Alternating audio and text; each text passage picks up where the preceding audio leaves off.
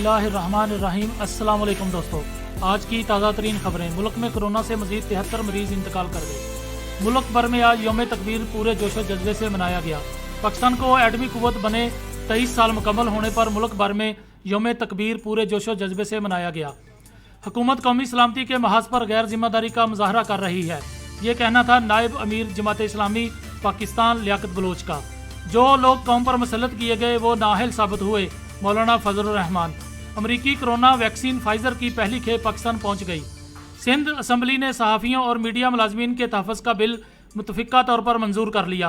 Air vice marshal Irfan Ahmed की air martial के ओहदे पर तरक्की। पाकिस्तान में जनूबी अफ्रीकी और भारतीय किस्म के कोरोना वायरस की मौजूदगी की तस्दीक हो गई। आर्मी चीफ से अमरीकी नाज़िमुल अमूर की मुलाकात बाहमी दिलचस्पी के अमूर पर तबादला ख्याल। जनूबी एशिया में कोरोना केसेस की तादाद 30 लाख हो गई।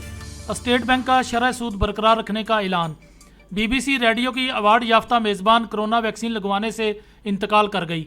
मौसम की बेहतर और तेज़ रफ्तार पेशगोई के लिए कराची में जदीद डेवलपर रिडार फाल कर दिया गया। ICC ने टेस्ट चैंपियनशिप फाइनल की प्लेइंग कंडीशन का ऐलान कर दिया। गोल्डन न्यूज़ को सब्सक्राइब करना मत भूलें। वीडियो को लाइक करें, शेयर करें और कमेंट्स सेक्शन में अपनी राय का इजहार ज़रूर करें। अल्लाह आपका हामी व नासर हो।